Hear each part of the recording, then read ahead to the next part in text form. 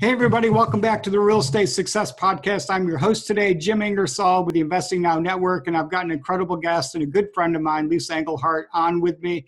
And it's going to be a great show as we talk about her journey from many years ago, being a realtor, broker, doing all kinds of deals throughout time, and now really focusing on herself and on her future. She's also got a great husband named Shirley, who's a custom home builder and an all-around awesome guy that we love so much. Lisa and Shirley are good friends of Shirley and mine, and we're really excited to have her on. Welcome back to all of our loyal listeners, you guys that have been leaving us feedback and comments on YouTube and reviews in iTunes. We so appreciate it. Thanks for sharing this content and helping the message reach out to other people that can benefit from it. Appreciate all the feedback and the texts and the emails and the calls about the podcast. You guys are awesome. You're all success rock stars, and you're going to learn a lot today listening to Lisa's story. Lisa Engelhart, welcome to Real Estate Success. Thank you, Jim, for having me on. All right, so I saw your Facebook post this morning, and I thought it was awesome because you talked about thinking big. How long have you been thinking big? Where did this start to really resonate and get to the point where you were starting to focus on it? Actually, it goes back to 2002 when I first got into the real estate business. I've always had vision. I could look at a project or a rundown property and have vision about what it could look like. That is awesome. So was that the start of your real estate journey way back in 2002? Yes. What did you do before 2002? I worked for Dominion Virginia Power. Really? I had no idea. My son-in-law works for them as a software engineer. And what did you do for Dominion? Dominion would buy nuclear power plants. And my job, I started out as a contractor and then they hired me full time. And what I did was I worked in the accounting department. And when they would take over a nuclear power plant, we had to convert their accounting system into our accounting system. So that was my job, to coordinate the transition for the accounting system into the entire large picture accounting system. Wow. How long did you work for Dominion? I was there for 5 years, and it was a job. It was a hard job, but I worked a lot of overtime, which was nice, but it really wasn't where I wanted to be. Well, you are a really hardworking, first-class lady. I will say that. You're very hardworking.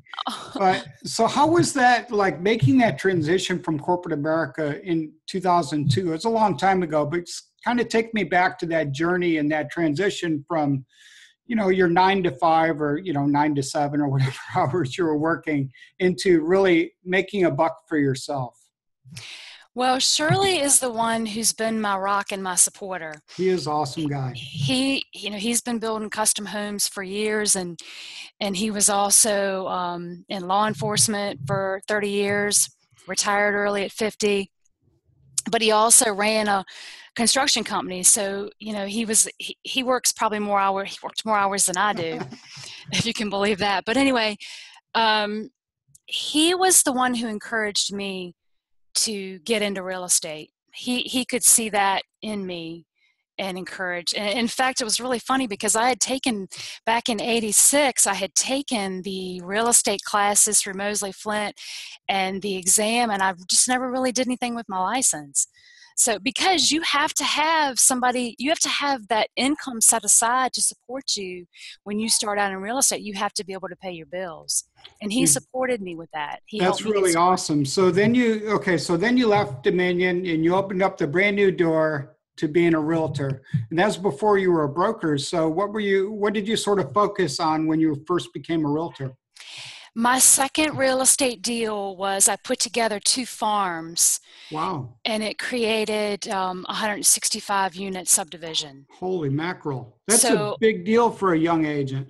It was, and it's really turned out to be my passion, actually, because, I got to work on deals.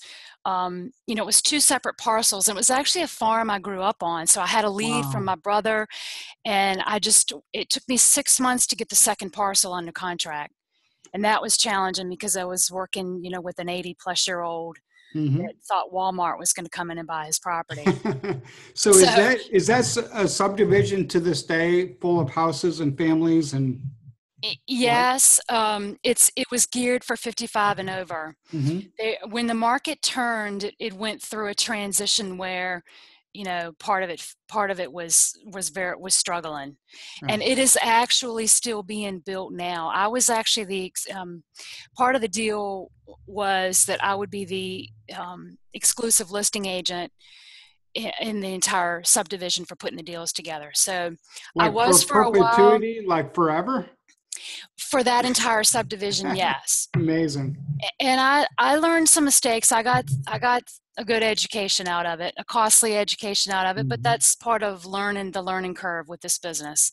That is a great point, and everybody should write that down because it is really true. It's been true for myself. I know it's true for every realtor and every investor out there. You will make mistakes, and you will learn, and hopefully you Hmm. don't repeat them. Right? You won't. You learn by your mistakes, and you make that a point as to not repeating them. So then you were a realtor for quite a long time, and then you took your broker's license. Right? When was that about? My third year, my first three Oh, years when I was not as busy, I had decided that I was going to educate myself as much as I could. I took every designation class I could. I educated everything, and so I was ready for my broker's license as soon as I hit year three, and that's what I did. I sat for the board, for the exam at that point, and became an associate broker. And I was with Remax at the time. oh wow, I didn't even realize that. So do you Hmm. think looking back at your young career, are you really glad that 10, 15 years ago, you were really investing heavily in yourself as well? Yes, and I still do today. I take any class I can.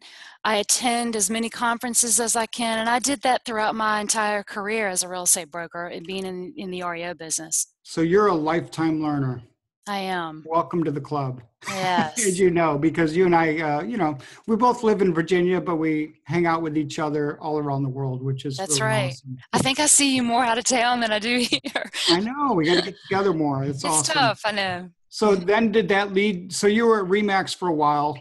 Were you on did you have a team or how did that work there? I did not. I was not on a team. Okay. I built my career based on lending tree referrals, believe Oh, it or wow. not. And they were at the time they were challenging because a lot of people had credit issues. But that's how I built my business by myself, Hmm. along with still looking for more land deals. And then I started creating smaller projects because that was such a big project and it had to be rezoned. So it took years to get that done. And so I worked on smaller projects for Shirley and I subdivided, 6-acre parcels. We would create 3 to 4 lots out of it, and then we would build houses on them, or we How would keep does them. the subdividing process work, generally speaking? It depends on the property, Hmm. and it depends on what the comprehensive plan is, the zoning. So, I study the areas that I work in, the counties and the cities that I work in, mostly the counties.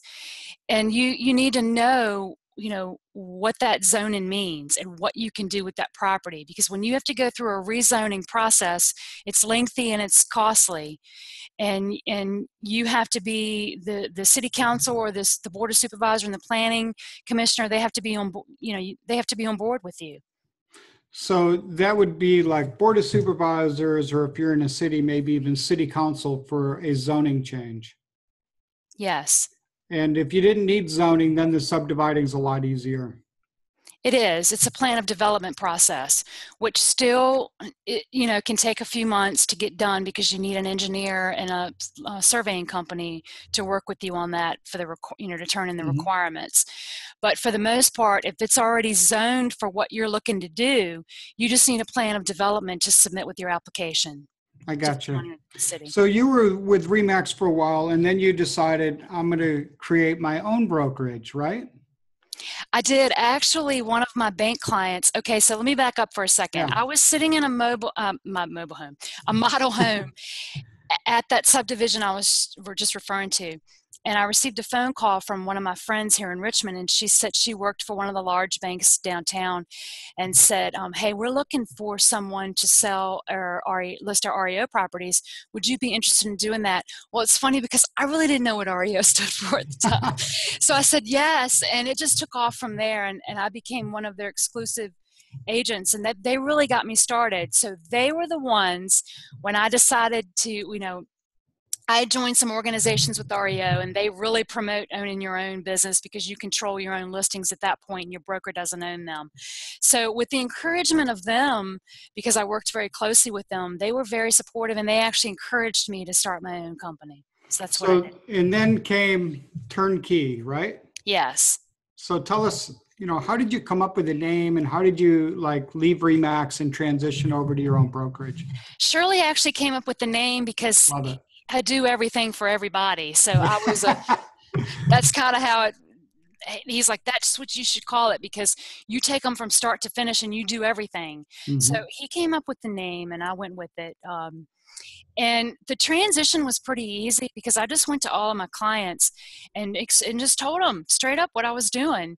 And they signed a release. And my broker at Remax Commonwealth, which are wonderful people, I love them, and they supported me 100% and said if I ever decided to come back, that please do. And I always kept that in the back of my mind that I may need to go back there one day.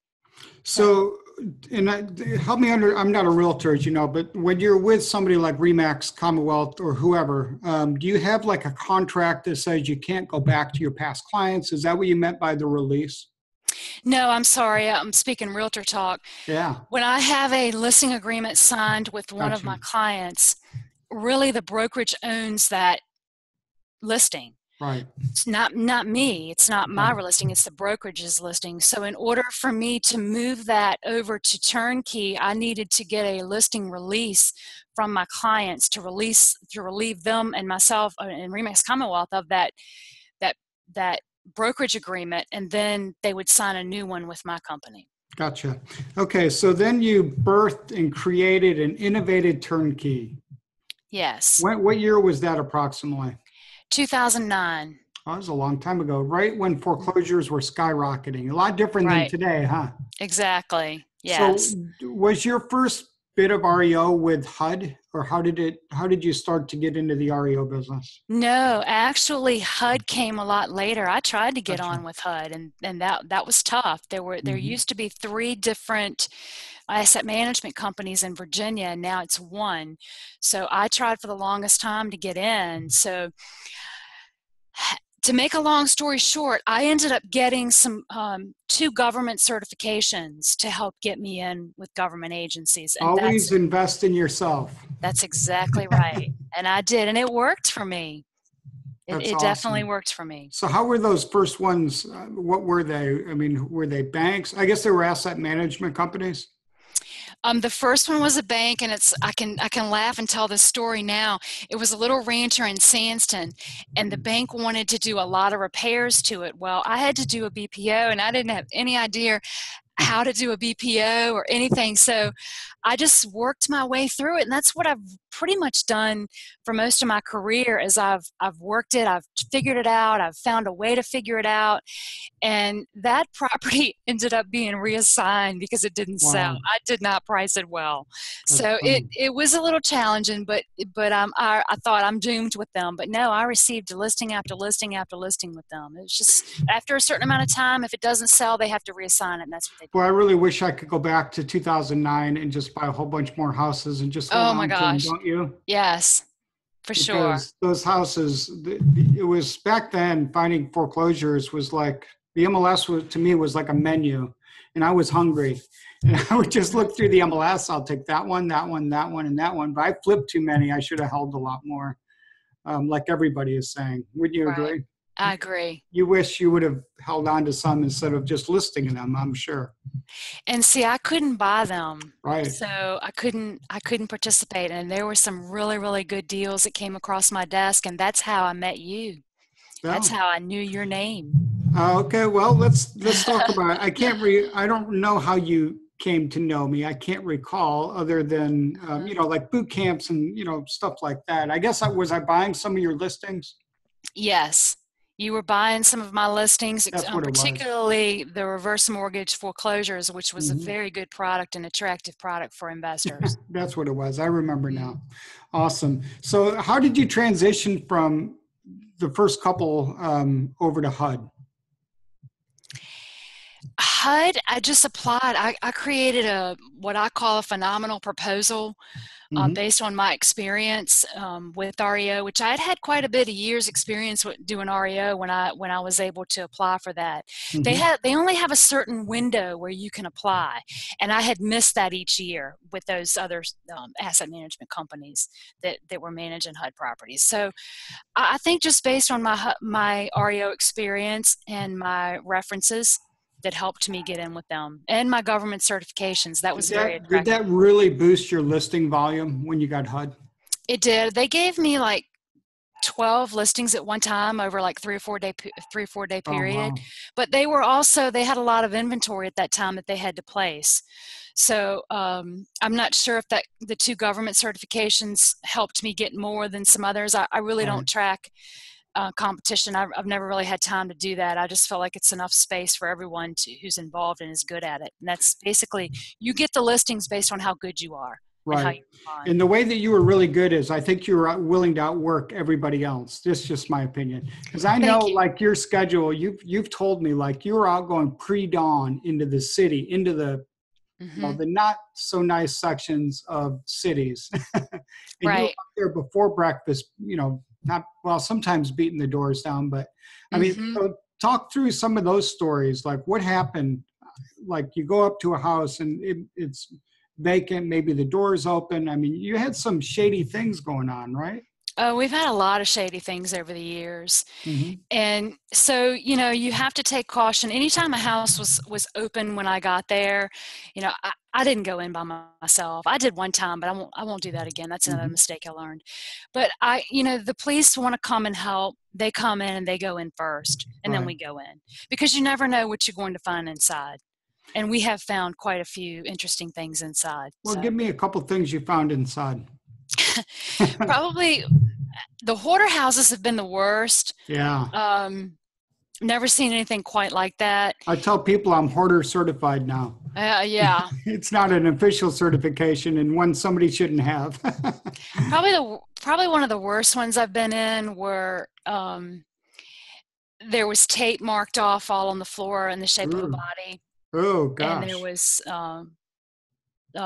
remains of a File. crime Hmm. that I had to get Serve Pro in to clean up. Remediate. That was pretty eerie being Yeah, in that position. I But we've bet. had some very interesting things.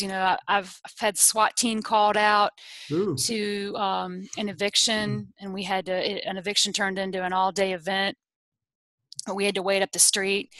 The gentleman threatened to burn the house down, and he really had planned to do that because the newspaper was stuffed in the oven, and Wow. so yeah, and he went out in handcuffs. But it, it's been interesting over the years, but I wouldn't trade it for the world because I really enjoyed it. Believe it or not, I really enjoyed that business. But You're, I just became burned out with it. That's yeah, all. I could see how you'd have a high burnout rate. So that was an adventure. It was an adventure. And then over the last few years, you've started to transition, like your mindset's shifted a little from brokerage to really looking out for yourself and building your own business, real estate businesses out as the principal owner. Would you agree? Yes. And that goes back to thinking big and thinking a little bit differently. Like, do I want to build somebody else's brand, somebody else's listings, or do I want to do my thing? Right? Um, yes, and I think that's part of the problem. I've rehabbed over 50, probably 56 houses for my clients, Right. and I had to use my subs. Yeah. I had to use, my money to pay them and then file for reimbursement. So here I was flipping houses basically for my clients, and I wasn't being paid for it because their mentality was you're going to get a 2% or 2.5% commission when you go to list it, and the house will be worth more than it would be if we listed it as is. So that's their thought process, but that wasn't my thought process. I've even pulled permits from my contractor's license to get a couple new houses finished for my clients. So for me, and my husband and I, in our spare time, we had done a few flips as well, and so I really didn't want to do it for anyone else. If they would have paid me, probably it would have been different. I wouldn't have minded. It would be like Right. a turnkey model. But for me, I had to get out and start doing my own for myself and That's a my lot of work when you're flipping houses for a bank, It basically. is. Yes, it is. I mean, you are a huge benefit to them, but boy, you're giving up a lot to get it, that 2.5% commission. Exactly. Plus, they didn't take one bid. And as a contractor, I couldn't bid on them either. I couldn't Right. do that. So it's harder for me, but I was using my subs. Mm-hmm. But I had to go out and get 2 and 3 bids from other contractors, you know, general contractors. So it made it really tough um, in getting, because I don't need contractors in my business because we are. So it made Right. it harder for me to transition out, to reach out to other people that I didn't know, I bet. to try to get bids on jobs. So then you transitioned into figuring out what you want to do. And how do you figure that out? Because you and I have, and a lot of entrepreneurs have the same problem. There's so much opportunity. Everywhere you look, there's a squirrel, there's a shiny object we go after, and you got to figure out your own niche. I mean, how's that transition been as you go from, a big brokerage to figuring out what you want to do as a principal owner? It's been very challenging. To be straight up quite honest Yeah. with you, that has been the most challenging thing for me. And, I first heard about the shiny squirrel syndrome at your boot camp from Mm-hmm. Rich Lennon, and I kind of Uh-huh. laughed. I really didn't honestly know exactly what he was talking about, Yeah. but I sure do now after, 3 years since I've been there. I do know. That's been the most challenging part. Cindy Crane and I are very good friends. We talk just about every day on the phone, and we both, Awesome.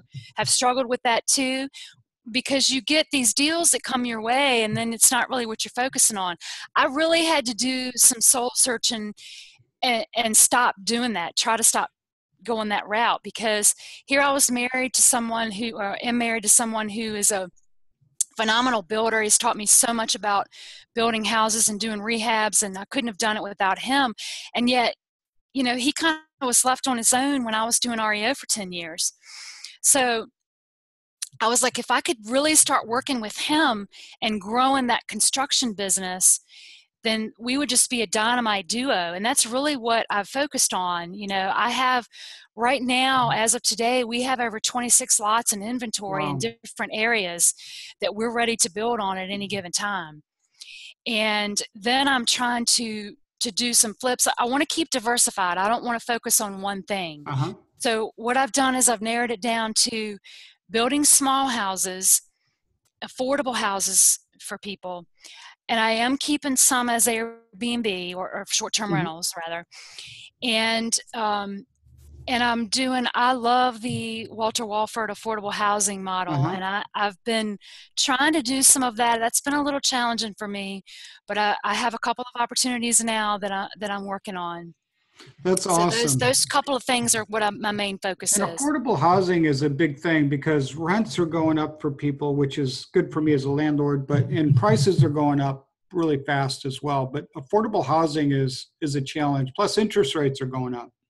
So I think that is a great niche. And so you're focusing on building smaller houses while everybody's trying to build these huge custom houses. Right. How does that work? I mean, what size house is that, and how do you do that?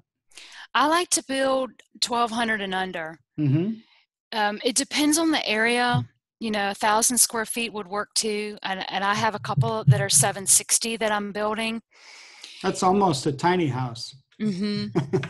And I actually have a couple tiny houses that we're doing as well that are 380 square feet, but they're still a little bit bigger than some, 180, 200 square feet. But, if you look on the MLS and do research, I recommend to people, do your research. Research is key. That's where you learn everything. Right. You can't hardly find a new house for under $200,000. I agree. And it's a big problem. I think it's a big problem. And another big issue is elderly housing. People are downsizing. Where are they going to go? Yes. I don't want a huge house. I can tell you that. I mean, Me either. my daughters and stuff. I mean, they're in their 20s now, and they're both married.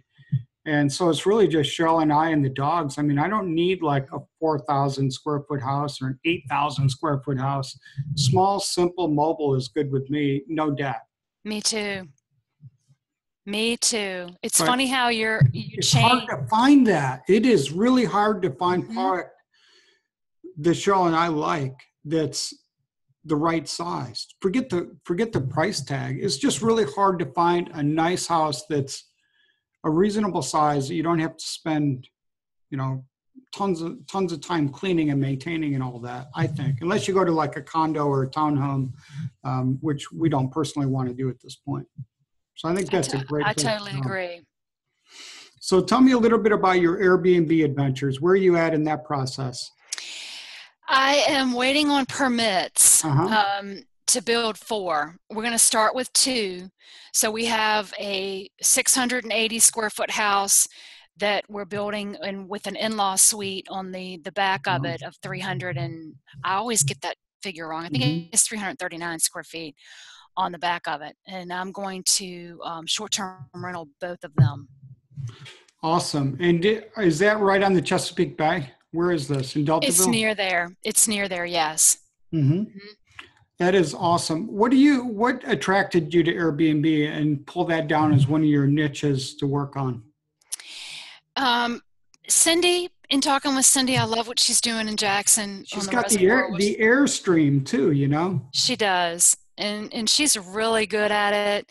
You know, I attended Pam Whitworth's In short-term Waco. rental in Waco, and with her and Bonnie Chapa, and it was phenomenal. And I loved it. I think it's a great thing, and it's so much nicer to me than staying in a hotel. Mm-hmm. And there's a need. You have to look for where the need is, and if your town permits it, Right. if the county and the city permit it. So there are some rules you need to do some research on before you can just, have an Airbnb. I'm doing some Airbnb as well, Lisa, and I've got somebody staying right now that's on a 6 week stay, and I like that. It's a lot easier than like a 6 day stay. But Yes. the high turnover, I have had some really short stays also, and almost felt like I was in the hotel business. Mm-hmm. But I've got a 6 week in right now with two Army wives who their husbands are at Fort Lee, just south of Richmond. Nice. And then Nice. just yesterday, somebody booked for 70 days. That's over 2 months. Nice. So it's like the whole month of September and October. And I'm looking forward to these little bit longer extended stays than the 5 or 6 days. But so far, so good with Airbnb for us. We're building out our systems and working on it. And that's on my to-do list because I'm in the process of creating a website, Mm-hmm. and Cindy's they have a certain platform that Pam recommended in Waco to use, and so we're trying to. Cindy's ahead of me, so I'm going to work off of Cindy's model, which will help me because she has more experience with it than I do. Tell me a little bit about the house you were working on, trying to get seller financing up there as well. Did that ended up working out? I did. I have a That was a seller. great deal. I got a super deal. I feel very, very fortunate to get this deal. It is waterfront. It's at the very tip on the point, facing the Chesapeake Bay where the Rappahannock and the Piankatank rivers come into the Chesapeake Bay. And I got a seller finance deal at 4%. 4%. Yes. I mean, all of our listeners are like, seriously, 4%, Lisa? How did you Yes. negotiate that? How did that deal work? How did you find it? How did you negotiate it? I know it took a little longer than you would have liked, but how did the process work? Well, I walk a lot, so um, when you walk a lot and you're in an area that you love and you're walking around water, so you're in a different element. And I used to walk by this house, well, not by it because it ends on the point, but I used to walk down to the point because you're drawn to the beautiful blue water, Right. and you could tell it was abandoned. They kept the grass cut, but it was pretty much abandoned. So I sent a letter like I do. I sent a letter and I'm very personal with my letters and just told them that, hey, the crawl space door is open. Now, I didn't want to go on your property. That was part of my letter in the Good end. for I just, you. so that's how and it ended up being a teacher from Henrico, West End of Henrico, Wow. and her sister that had inherited it from their stepfather because their mother had passed. So their stepfather originally bought it in 1970. And so I actually bought that as a short-term rental, because the way that I had the numbers figured with what I could get um, off of the rental, I would have it completely paid for in 6 to 7 years. Wow. So, and that was after the renovations that I had done to it. That is absolutely amazing.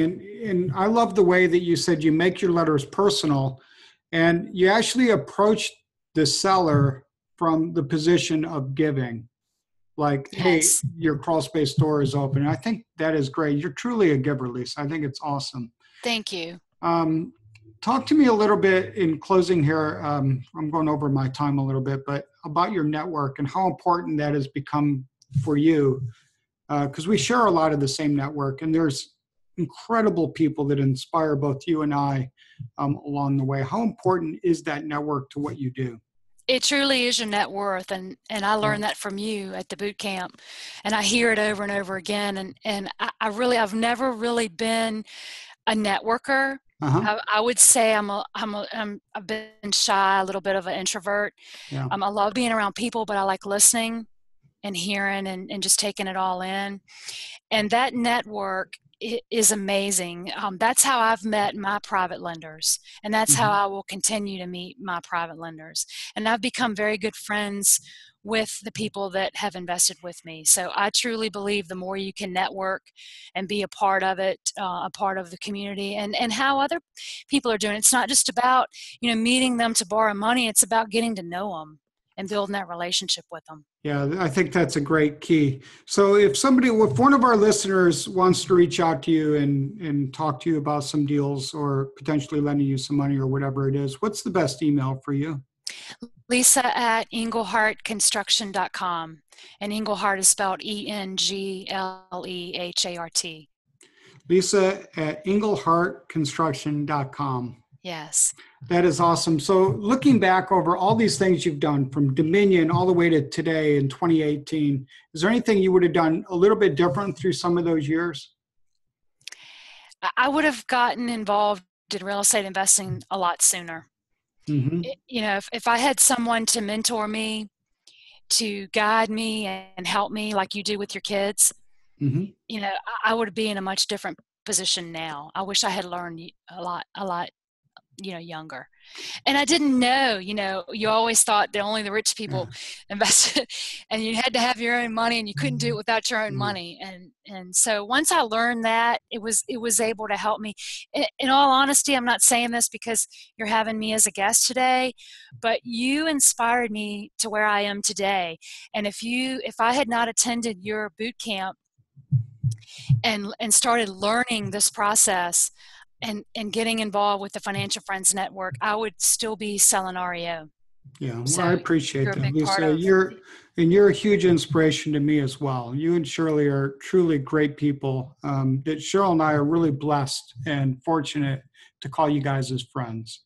Thank you. So we appreciate you guys greatly and want to help you do anything we can in life. That is for sure. Thank you, Jim.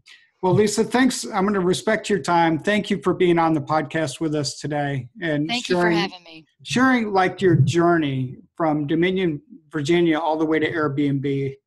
It's an incredible story, and you really told it well. So I really appreciate it. Thank you. All right, that's it for today's episode of the Real Estate Success Podcast. I'm your host again, Jim Ingersoll. Go download your free gift at investingnownetwork.com. Thanks for the reviews, the shares, the comments. You guys are all rockstar success investors, and we really appreciate you guys. Get out there, get your deals flowing, create some cash flow, and build your equity for the future. Again, I'll see you next week. I am Jim Ingersoll.